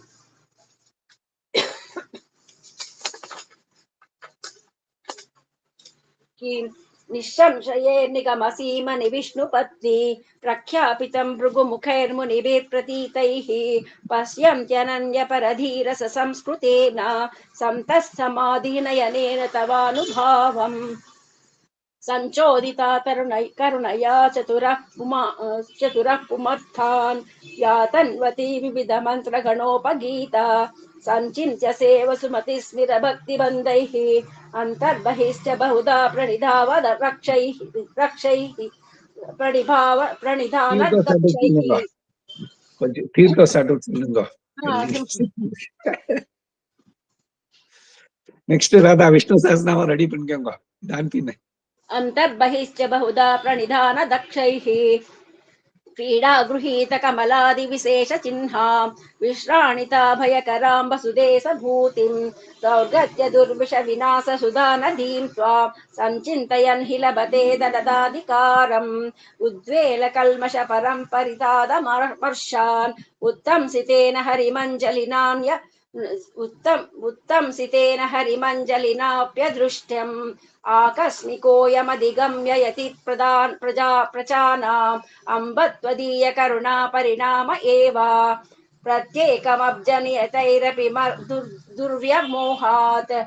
दुर्व्यपोहात् प्राप्ते विपाक समये जनितानुतापा नित्यापराध निवहा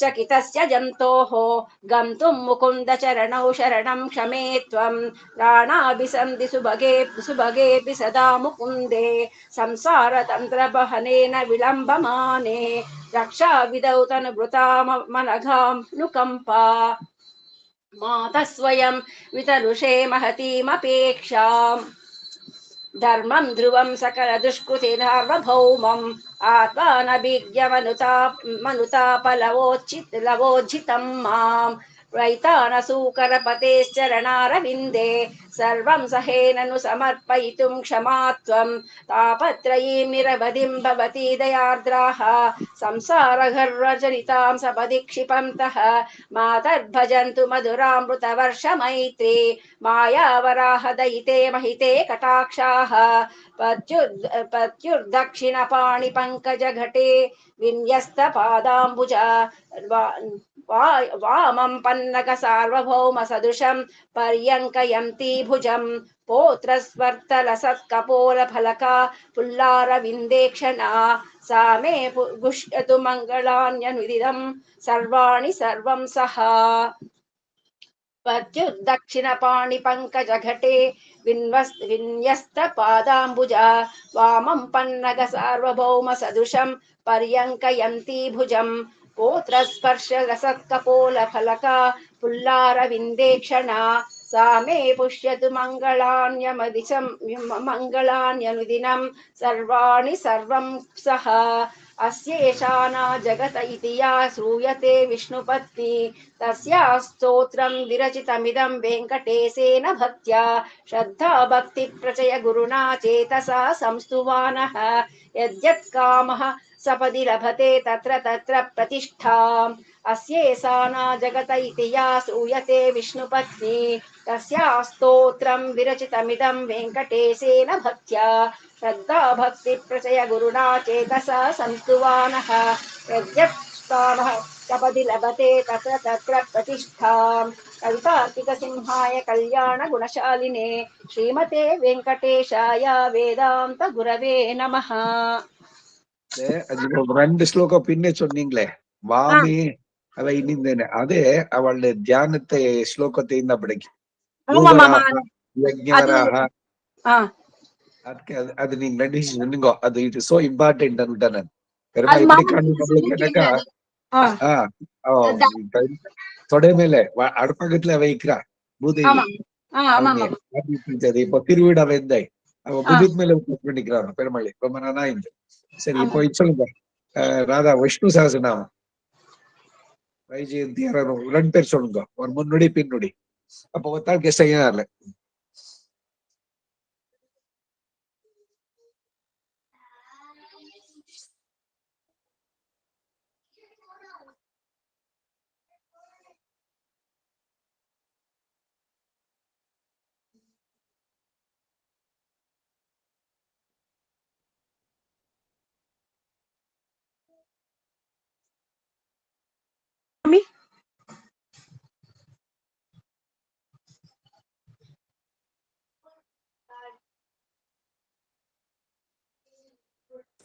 ಹೇಳಿ ಶೇಷಪ್ರಭಾ. மாமா மாமி யாராவது 2 பேர் சொல்லுங்க. முன்னோடி வத்தா பின்னுடி வத்தா சொல்லுங்க. ಆಯ್ತು ಮಾಮಿ ಹೇಳ್ತೀನಿ. ಶುಕ್ಲಾಂಬರಧರಂ ವಿಷ್ಣುಂ ಶಶಿವರ್ಣಂ ಚತುರ್ಭುಜಂ ಪ್ರಸನ್ನವದನಂ ಧ್ಯಾಯೇ ಸರ್ವ ವಿಘ್ನೋಪಶಾಂತಯೇ. ಅಯ್ಯೋ, ನಾನು ಇಷ್ಟೆಲ್ಲ ಹೇಳ್ತಾ ಇದ್ದೀನಿ, ಮ್ಯೂಟ್ ಮಾಡ್ಬಿಟ್ಟು ಹೇಳ್ತಾ ಇದ್ದೀನಿ ನಾನು. ಅವಿಕಾರಾಯ ನಿತ್ಯಾಯ ಪರಮಾತ್ಮನೆ ಸದೈಕರೂಪರೂಪಾಯ ವಿಷ್ಣವೇ ಸರ್ವಜಿಷ್ಣವೇ ಯಸ್ಯ ಸ್ಮರಣ ಮಾತ್ರೇಣ ಜನ್ಮ ಸಂಸಾರ ಬಂಧನಾತ್ ವಿಮುಚ್ಯತೆ ನಮಸ್ತಸ್ಮೈ ವಿಷ್ಣವೇ ಪ್ರಭವಿಷ್ಣವೇ. ಓಂ ನಮೋ ವಿಷ್ಣವೇ ಪ್ರಭವಿಷ್ಣವೇ. ಶ್ರೀ ವೈಶಂಪಾಯನೋ ವಾಚ ಶ್ರುತ್ವಾ ಧರ್ಮಾನ್ ಶೇಷೇಣ ಪಾವನಾನಿ ಚ ಸರ್ವಶಃ. ಯುಧಿಷ್ಠಿರಃ ಶಾಂತನಮಂ ಪುನರೇವಾಭ್ಯವಾಶತ. ಶ್ರೀಯುಧಿಷ್ಠಿರೋವಾಚ ಕಿಮೇಕಂ ದೈವತಂ ಲೋಕೆ ಕಿಂ ದ್ವಾಪೇಕಂ ಪರಾಯಣಂ. ಸ್ತುವಂತಃ ಕಂ ಕಮರ್ಚಂತಃ ಪ್ರಾಪ್ನುಯುರ್ವಾ ನ ವಾ ಶುಭಂ. ಓ ಧರ್ಮ ಸರ್ವಧರ್ಮಾಣಾಂ ಭವತಃ ಪರಮೋ ಮತಃ. ಕಿಂ ಜಪನ್ ಮುಚ್ಯತೆ ಜಂತುರ್ಜನ್ಮ ಸಂಸಾರ ಬಂಧನಾತ್. ಭೀಷ್ಮೋವಾಚ ಜಗತ್ ಪ್ರಭುಂ ದೇವದೇವಮನಂತಂ ಪುರುಷೋತ್ತಮಂ. ಸ್ತುವನ್ನಾಮ ಸಹಸ್ರೇಣ ಪುರುಷಃ ಸತತೋತ್ತಿತಃ. ನೇವ ಚಾತಿರ್ನಿತ್ಯಂ ಭಕ್ತ್ಯಾ ಪುರುಷಮವ್ಯಯಂ. ಧ್ಯಾಯನ್ ಸ್ತುವನ್ನಮಸ್ಯಂಶ್ಚ ಯಜಮಾನಸ್ತಮೇವ ಚ. ನಾದಿನಿಧನಂ ವಿಷ್ಣುಂ ಸರ್ವಲೋಕ ಮಹೇಶ್ವರಂ. लोकाध्यक्षं स्तुवर्नित्यं सर्वदुःखादिगो भवेत् अन्यं सर्वधर्मज्ञं लोकानां कीर्तिवर्धनम् लोकनाथं महद्भूतं सर्वभूतभवोद्भवम् एष मे सर्वधर्माणां कर्मो मतः यद्भक्षा पुण्डरीकाक्षं स्तवैर्यर्चैर्नरस्तदा परमं यो महत्तेजः परमं यो महत्तपः परमं यो महद्ब्रह्म परमं यः परायणम् पवित्राणां पवित्रं यो मङ्गलानां च मङ्गलम् दैवतं देवतानां च भूतानां यो व्ययः पिता यतः सर्वाणि भूतानि भवन्त्यादि युगागमे यस्मिंश्च प्रलयं यान्ति पुनरेव युगक्षये तस्य लोकप्रधानस्य जगन्नाथस्य भूपते विष्णोर्नाम सहस्रं मे शृणु पापभयापहम् यानि नामानि गौणानि विख्यातानि महात्मनः ऋषिभिः परिगीतानि तानि वक्ष्यामि भूतये ऋषीणां सहस्रस्य वेदव्यासो महामुनिः छन्दोऽनुष्टुप् तथा देवो भगवान् देवकीसुतः शाश्वतो बीजं देवकीनन्दनः त्रिसामा हृदयं तस्य शान्त्यर्थे विनियुज्यते विष्णुं जिष्णुं महाविष्णुं प्रभविष्णुं महेश्वरम् अनेकरूपदैत्यान्तं नमामि पुरुषोत्तमम् அது இதுவரைனா இது அங்கன்யாச விநியாச பாடுன்றா அதான் அஸ்ய ஸ்ரீலேந்த சொல்லிட்டு இங்க வரைக்கும் நிறுத்தணும் இல்லையா ஸ்ரீமன் நாராயண தேவதா வரைக்கும் சொல்லிட்டு திருப்பியும் இங்க ஸ்ரீ விஸ்வரூப இத்தி தியானம் நடுவதெல்லாம் எதுவும் இல்ல ஆமா எனக்கா எதே மந்திரத்துக்கு ஒரு ருஷி ஒரு சந்தஸ் இது சொல்றப்படாது தேவத்தை அது சொல்லிட்டு அப்புறம் மனு பண்ணிக்கோ அங்கன்யாச கரன்யாசம் வேண்டாம் ராதா சொன்ன மாதிரி அது வேண்டாம் சஹஸ்ரநாம ஸ்தோத்திரநாமஸ்ய ஸ்ரீ வேதவ்யாசோ பகவான் ருஷிஹி अनुच्छन्दः श्री महाविष्णु परमात्मा श्रीमन् नारायणो देवता अंगवर्की पोरु इल्लिया मामा போறோம் அங்கின வந்து தியானம் श्री विश्वरूप इति ध्यानम् क्षीरोदन्न प्रदेशे शशिमणिवंशैकते मौक्तिकानाम् माला क्लुप्तासनस्थस्फटिकमणि निभैर्मुक्तिकैर्मण्डिताङ्गः प्रेरप्रेरुपरि विचिते मुक्तमीयूषा वर्षैः आनन्दीनः पुणियाधरिणनिर्गदा शङ्खपाणिर्मुकुन्दः उपादो यस्य नाभि विद्यसुरनिश्चन्द्र सूर्योचनेत्रे कर्णावाशा शिरोद्योर्मुखमपि दहनो यस्य वास्ते यमद्भिः अन्तस्तं यस्य विश्वांसृणस्तगो भोगि गन्धर्वदैत्यैः चित्रं रम्यते तं त्रिभुवन विपुषं विष्णुमीशं नमामि शान्ताकारं भुजगशयनं पद्मनाभं सुरेशं विश्वाधारं गगनसदृशं मेघवर्णं शुभाङ्गम् लक्ष्मीकान्तं कमलनयनं योगविद्यानगम्यं वन्दे विष्णुं भवभयहरं सर्वलोकैकनाथम् श्यामपीतकौशेयवासं श्रीवत्साङ्गं कौस्तुभोद्भासिताङ्गम् पुण्योपेतं पुण्डरीकायताक्षं विष्णुं वन्दे सर्वलोकैकनाथम् समस्तभूतानामादिभूताय भूभृते अनेकरूपरूपाय विष्णवे प्रभविष्णवे शशङ्खचक्रं सकिरीटकुण्डलं सपीतवस्त्रं सरसीरुहेक्षणम् हारभक्षस्थलशोभितस्तु नमा विष्णुं चिरसा चतुर्भुजं छायायां पारिजातस्य हेम सिंहासनोपरि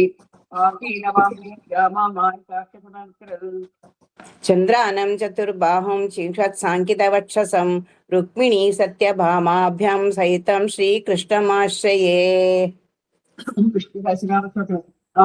विश्वविष्णुषट्कारो भूतभव्यभवत्प्रभो भूतकृद्भूतभृद्भावो भूतात्मा भूतभावनः आत्मा परमात्मा च मुक्तानां परमां गतिः अव्ययः पुरुषः साक्षी क्षेत्रज्ञोऽक्षर एव च योगो योगविधानं देवतापुरुषेश्वरः नारसिंहः पुश्रीमान् केशवः पुरुषोत्तमः सर्वस्वस्थानो भूतादि निधिरव्ययः सम्भवो भावनो भर्ता प्रभवः प्रभुरीश्वरः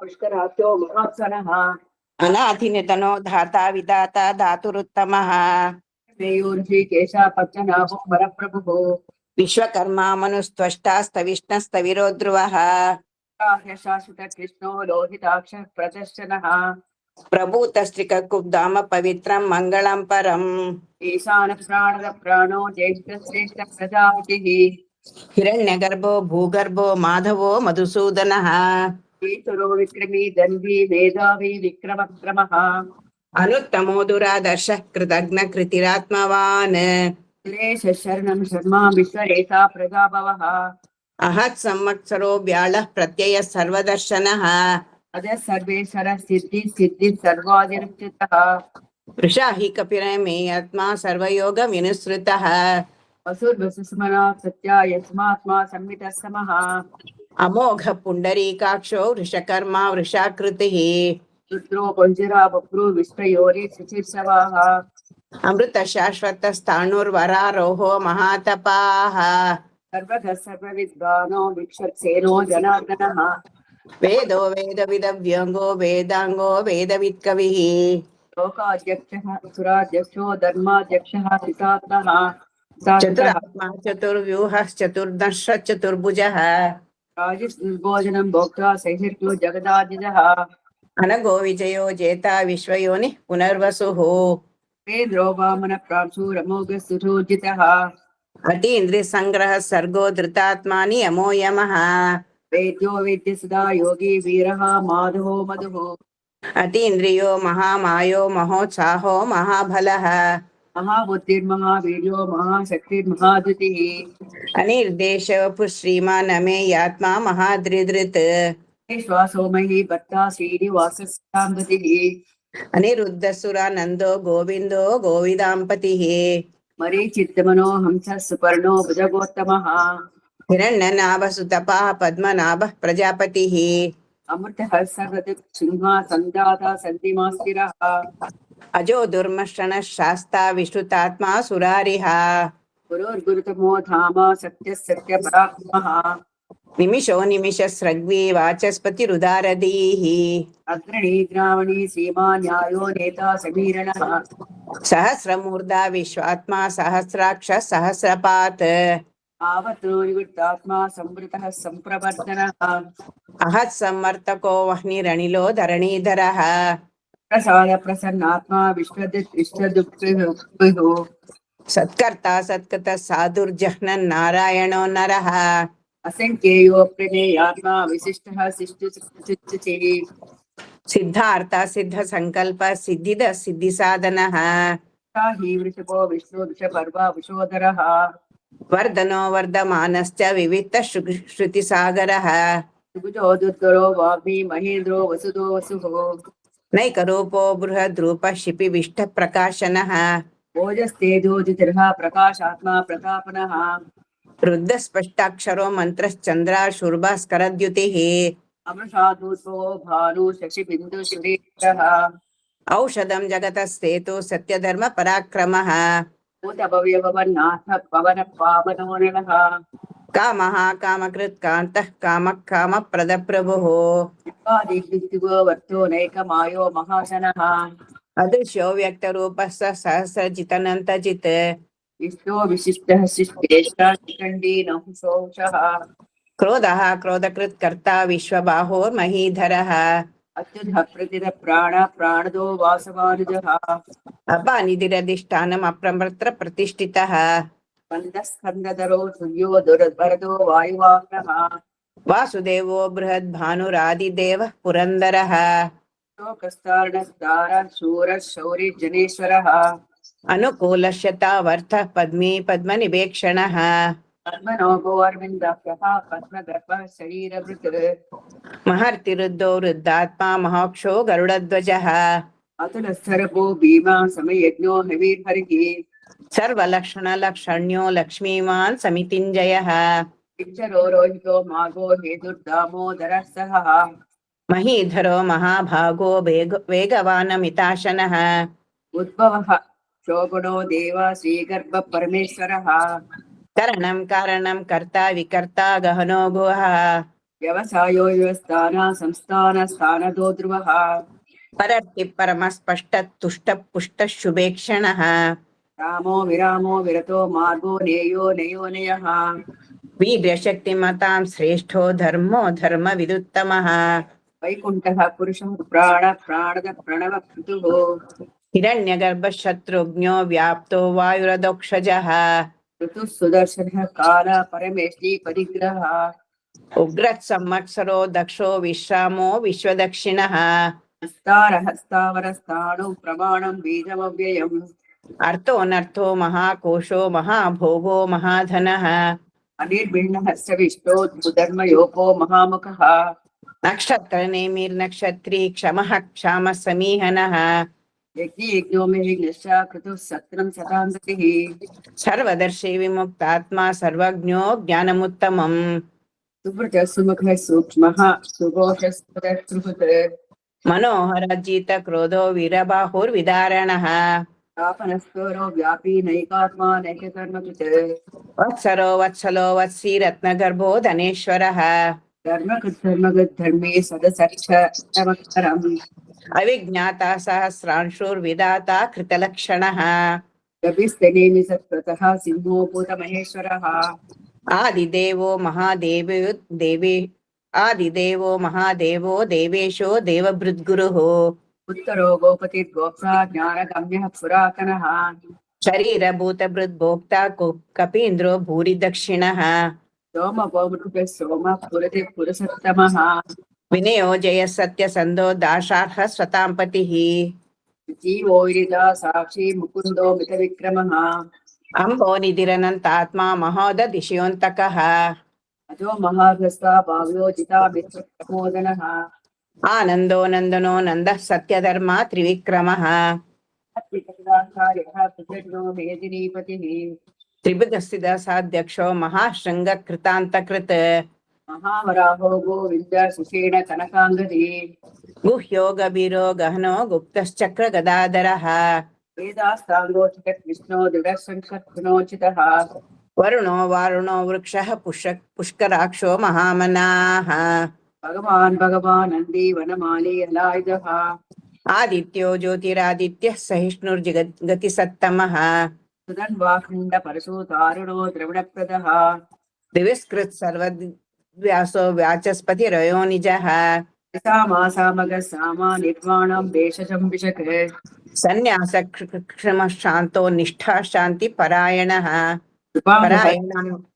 शुभाङ्गः शान्तिदस्पृष्टा कुमुदः कुवलेशयः गोहितो गोपतिर्गोप्ता वृषभाक्षो वृषप्रियः अनिवृत्ते निवृत्तात्मा संक्षेप्ताक्षेव शिवः श्रीवत्सवत्सा श्रीवास श्रीपतिः श्रीमताम्बरः श्रीधर श्रीश श्रीनिवास श्रीनिधि श्रीविभावनः श्रीधरः श्रीकरः श्रेयः श्रीमान् लोकत्रयाश्रयः रक्षः स्पन्दसतानन्दो नन्दिर्ज्योतिगणेश्वरः विजितात्मा विधेयात्मा सत्कीर्तिश्चिन्न संशयः तेन सद्दक्षक्षिर्वीश शाश्वतस्थिरः भूषयो भूषणो भूतिर्विशोकः शोकनाशनः विशोधनः अनिरुद्धो प्रतिरथः प्रद्युम्नो मितविक्रमः कालवेदिहा वीरा शौरिः शूरजनेश्वरः त्रिलोकात्मा त्रिलोकेशः केशवः केशिहा हरिः कामदेव कामपालः कामी कान्तकृतागमः अनिर्देशपुर्विष्णुर्वीरोऽनन्तो धनञ्जयः ब्रह्मण्यो ब्रह्मविद्ब्रह्मा ब्रह्म ब्रह्म विवर्धनः ब्रह्मविद् ब्राह्मणो ब्रह्मी ब्रह्मज्ञो ब्राह्मणप्रियः महाक्रमो महाकर्मा महातेजा महोरकः महाक्रतुर्महायज्वा महायज्ञो महाहविः सव्यस्तवप्रियस्तोत्रं स्तुतिं स्तोतारणप्रियः पूर्णपूर्णयिता पुण्यः पुण्यकीर्तिरनामयः मनोजवस्तीर्थकरो वसुरेता वसुव्रतः वसुप्रदो वासुदेवो वसुर्वसुमना हविः सद्गति सत्प्रीति सत्ता सद्भूति सत्परायणः शूरसेनो यदुश्रेष्ठः सन्निवासः सुयामुनः भूतावासो वासुदेवः सर्वासुनिलयोनिलः दर्पः दर्पदो दृप्तो दुर्धरोधा पराजितः विश्वमूर्ति महामूर्ति दीर्घमूर्तिरमूर्तिमान् अनेकमूर्तिरव्यक्तः शतमूर्तिः शताननः एकोनैकस्तव कंकिं यत्तदमनुत्तमम् लोकबन्धुर्लोकनाथो माधवो भक्तवत्सलः सुवर्णवर्णो हेमाङ्गो वराङ्गसन्तनाङ्गके वीरः विषमशून्यो घृताशीरशलश्चलः अमानिमानदो मानो लोकस्वामी त्रिलोकदते सुमेधा मेधजो धन्यः सत्यमेधा धराधरः तेजो वृषोदितरा सर्वशास्त्रपदाम्बरः प्रग्रहो निग्रहो व्यग्रो निकशृङ्गो गदाग्रजः चतुर्मूर्ति चतुर्बाहु चतुर्व्यूह चतुर्गतिः चतुरात्मा चतुर्बाहवः चतुर्वेद विदेकपात् समावर्तो निवृत्तात्मा दुर्जयो दुर्विक्रमः दुर्लभो दुर्गमो दुर्गो दुरावासो दुरारिः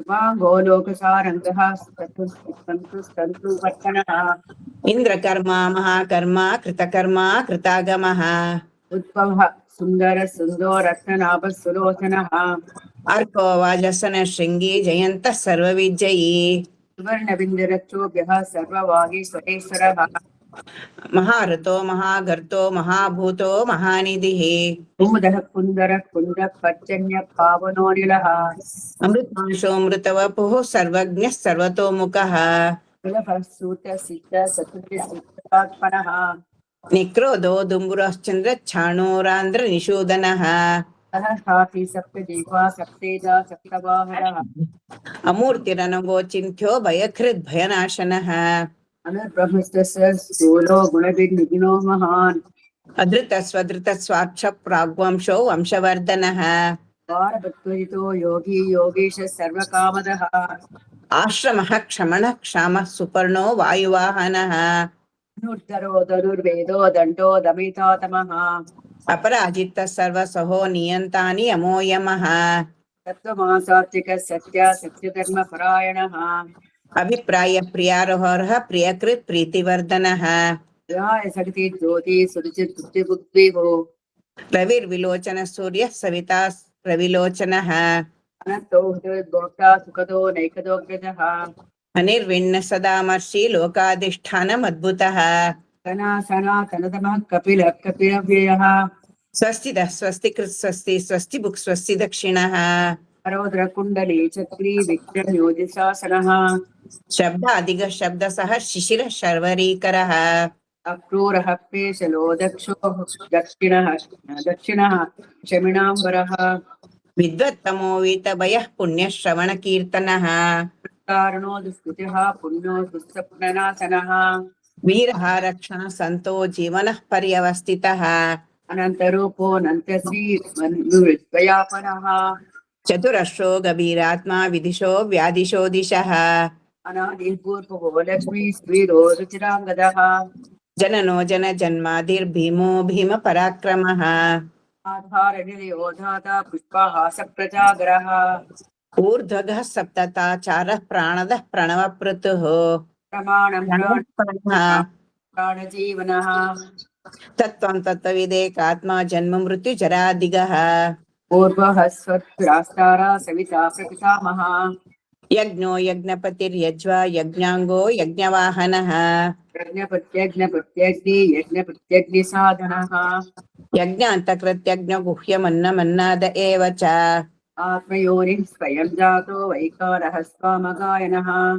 देवकी नन्दन सृष्टा क्षितीशः पापनाशनः कनकबन्नन्दकी चक्री साङ्गन्वाङ्गतादरः रथाङ्गपाणिरक्षोभ्यः सर्वप्रहरणायुधः सर्वप्रहणायुधोन्नमेति वनमाली गदेशाली शङ्की चक्री च नन्दकी श्रीमान् नारायणो विष्णुर्वासुदेवोऽभिरक्षतु वनमाली गदेशाली शङ्की चक्री च नन्दकी श्रीमान् नारायणो विष्णुर्वासुदेवोऽभिरक्षतु वनमाली गदेशाली शङ्की चक्री च नन्दकी श्रीमान् नारायणो विष्णुर्वासुदेवोऽभिरक्षतु विदितं कीर्तनीयस्य केशवस्य महात्मनः नाम्नां सहस्रं दिव्यानाम् अशेषेण प्रकीर्तितम् यदिदं शृणुयादित्यं यस्या विपरिकीर्तयेत् नाशुभं प्राप्नुयात् किञ्चित् सोमुत्रेह च मानवः वेदान्तको ब्राह्मणः क्षत्रियो विजयी भवेत् वैश्योदन समुद्रस्यात् क्षुद्रस्य सुखमाप्नुयात् धर्माति प्राप्नुयात् धर्मामर्थात् सात्माप्नुयात् कामानवाप्नुया कामी प्रजार्थी चाप्नया प्रजाः भक्तिमान्यः सदोत्ताय सुचित् सचित् तत्कृतमानसः सहस्रं वासुदेवस्य नाम्नान्मेतत् प्रकीर्तयेत्। यशः प्राप्नोति विपुलं याति प्राधान्यमेव च। अचलां श्रियम् आप्नोति श्रेयः प्राप्नोत्यनुत्तमम्। न भयं कृताप्नोति वीर्यं तेजश्च विन्दति। भवत्यरोगो द्युतिमान् बलरूपगुणान्वितः। रोगात्तो मुच्यते रोगात् मुक्तो मुच्येत बन्धनात्। भयान्मुच्येत भीतस्तो मुच्येतापन्न आपदः। ज्ञानति तथ्याशु पुरुषः पुरुषोत्तमम्। स्तुवन्नाम सहस्रेण नित्यं भक्तिसमन्वितः। वासुदेवास्यो मर्त्यो वासुदेवपरायणः। सर्वपापविशुद्धात्मा याति ब्रह्म सनातनम्। वासुदेव भक्तानाम् अशुभं विद्यते क्वचित्। जन्म मृत्युजरा व्याधि भयं नैवोपजायते। इमं स्तवमदीयानां श्रद्धा भक्तिसमन्वितः। युजेतात्मा सुखक्षान्ति श्रीतिस्मृतिकीर्तिभिः। न क्रोधो न च मात्मान्यं न लोभो न शुभामतिः। भवन्ति कृतपुण्यानां भक्तानां पुरुषोत्तमे। द्यौतचन्द्राक्षनक्षत्रा कं दिशो पूर्वमोदतिः। वासुदेवस्य वीर्येण विधृतानि महात्मनः। असुरासुरगन्धर्वं सयक्षोरगराक्षसम्। जगत्वशे वर्तते तं कृष्णस्य चराचरम्। इन्द्रियाणि मनोवृत्ति सत्त्वं तेजो बलं धृतिः। वासुदेवात्मकान्याहुः क्षेत्रं क्षेत्रज्ञ एव च। सर्वागमानामाचारः प्रथमं परिकल्पते। आचारप्रथमो धर्मो धर्मस्य प्रभुरच्युतः। दर्शयपितरो देवा महाभूतानि धातवः। जङ्गमाजङ्गमं चेदं जगन्नारायणोद्भवम्। योगो ज्ञानं तथा साध्यं विद्या शिल्पादिकं च। वेदाशास्त्राणि विज्ञानम् एतत् सर्वं जनार्दनात्। एको विष्णुर्महद्भूतं पृथग्भूतान्यकेशनादेशकः।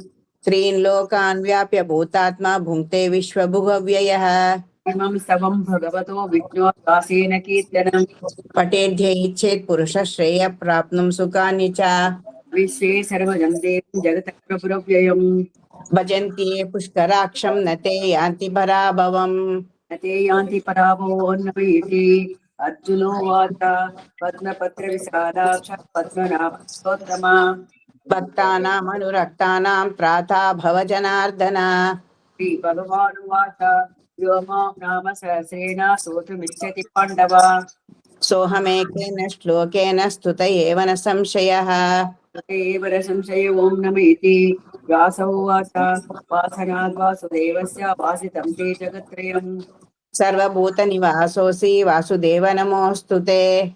वासुदेव नमोऽस्तुते ॐ नमेति। श्रीपार्वत्युवाच तेनोपायेन लघुना विष्णो नाम सहस्रनम्।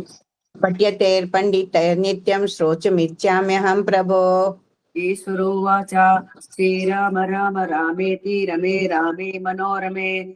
सहस्रनाम तत्तुल्यं राम नाम वरानने। श्रीराम राम रामेति रमे रामे मनोरमे। सहस्रनाम तत्तुल्यं राम नाम वरानने। श्रीराम राम रामेति रमे रामे मनोरमे। सहस्रनाम तत्तुल्यं राम नाम वरानने। श्रीराम नाम वरानन ॐ नमेति। ब्रह्मोवाच नमोऽस्तु अनन्ताय सहस्रमूर्ते सहस्रपादाक्षि शिरोरुबाहवे। सहस्रनाम्ने पुरुषाय शाश्वते सहस्रकोटि युगधारिणे नमः। सहस्रकोटिगदारिणे नमति। सञ्जय उवाच यत्र योगेश्वरः कृष्णो यत्र पार्थो धनुर्धरः। तत्र श्रीविजयो भूतिर्ध्रुवा नीतिर्मतिर्मम। श्रीभगवानुवाच अनन्याः चिन्तयन्तो मां ये जनाः पर्युपासते। तेषां नित्याभियुक्तानां योगक्षेमं वहाम्यहम्। परित्राणाय साधूनां विनाशाय च दुष्कृताम्। धर्म संस्थापनार्थाय संभवामि युगे युगे। आर्ता विषण्णा शिथिलाश्च भीताः घोरेषु च व्याधिषु वर्तमानाः। संकीर्त्य नारायण शब्दमात्रं विमुक्तदुःखा सुखिनो भवन्ति। कायेन वाचा मनसेन्द्रियैर्वा बुद्धात्मना वा प्रकृते स्वभावात्। करोमि यद्यै सकलं परस्मै विद्यापनाभात् स्मरामि। अर्पयामि। नारायणाय स्मरामि। ಇದಾದ इति പിന്നെ श्रीमहाभारते शतसहस्रिकायां वैयासिक्यां श्री भीष्म युधिष्ठिर संवादे श्री विष्णु दिव्य सहस्रनाम स्तोत्रम श्री विष्णु दिव्य सहस्रनाम स्तोत्रम संपूर्णम சொல்லுங்க மாமா श्रीयै नमः अमृतोद्भवाय नमः कमलाय नमः चंद्रशोभिन्ये नमः विष्णुपत्नी नमः वैष्णव्ये नमः वरारोहाय नमः हरिवल्लभाय नमः शांगन्ये नमः देवदेविकाय नमः महालक्ष्मी नमः सुरसुंदरी नमः ಸಂಪುಟೀಕರಣವನ್ನು ಚೊಲ್ಲಿಂತೆ ಅದು ಕೊನೆಗೂ ಇಪ್ಪೋ ಲಕ್ಷ್ಮಿ ಅಷ್ಟೋತ್ರ சொல்றதுக்கு டைம் இல்லைன்னாக்கா இதாகல சரி மாமா இங்க அயோத்தியக்கு போகணும்னு பண்ணீங்களே நாம போனச்சே எல்லாம் அங்க ஒரு மாதிரி மண்ணு ஜலம் ரொம்ப ஜெடி மண் மாதிரி கால் வச்சாக்கா இப்போ எல்லாம் சுத்தமாயிக்கலாம் சரியோ ஸ்நானம் ஆகலாம் விசேஷமா ಈ ದಿವ್ಯ ಪ್ರಬಂಧದಲ್ಲಿ ಅಯೋಧ್ಯೆ ಹೆಂಗ್ ಕೊಂಡಾಡಿಕ್ಕಿರೋದು ಅದೆಲ್ಲ ಸಪ್ತ ಕ್ಷೇತ್ರಗಳಲ್ಲಿ ಒಂದು ಅಯೋಧ್ಯ ಮಧುರಾಮಾಯ ಕಾಶಿ ಕಾಂಚಿಯ ಮಧ್ಯಗ ಪುರಿ ದ್ವಾರವತಿ ಚೈವ ಸಪ್ತೈತೆ ಮೋಕ್ಷದಾಯಕ பெருமாள் திருமொழி சொல்லலாம் கோயில் உடுக்கொண்ட ராமருடைய ಎಲ್ಲ அந்த பாசுரங்களை எல்லாம் செலக்ட் பண்ணிக்கின்னு போங்க அயோத்தி பேர் எங்க வருதோ அந்த பாசுரத்துல எல்லாத்தையும் சேர்த்து விட்டு ಬಂಗಾಳಾನಿ ಭವಂತು ಸರಿ ಸರಿ ಎಲ್ರಿಗೂ ಧನ್ಯವಾದಗಳು ಎಲ್ರು ಚೆನ್ನಾಗಿ ಪಾರ್ಟಿಸಿಪೇಟ್ ಮಾಡಿ மாமா ரொம்ப ஸ்ட்ரெயின் பண்ணுங்க ரெஸ்ட் எடுத்துக்கோங்க மாமா நீங்களும் மாமா ரெஸ்ட் எடுத்து மாமா நாளைக்கு கிளாஸ் வேணாமே வேணாம் நீ ரெஸ்ட் எடுத்துக்கோ அண்ணா ಸರಿ ಸರಿ ಓಕೆ ಓಕೆ ನಮಸ್ಕಾರ ಮಾಮಾ ನಮಸ್ಕಾರ ನಮಸ್ಕಾರ ಮಾಮ ಇವಾಗ ಬರ್ಬೋದಾ ಮಾಮ அவர் பட்போனாரு ಅದೇ ಅದೇ ಎದಕ್ಕೆ ಫೋನ್ ಮಾರ್ನಿಂಗ್ಲ ಇಲ್ಲೇ ಮಾಮಿ ಇವತ್ತು ಪಂಚಗವ್ಯ ಇದು ಮಾಡಿದಾರಲ್ಲ ಬೆಳಗ್ಗೆ ಹೋಗಕ್ நீங்களே இருட்டுக்குள்ள போகணும் மாமி இது சன்லைட் இருக்குச்சே போகணும் பட்பெடுங்க இப்போவே ಅದೇ எதுக்கு சொல்லுங்க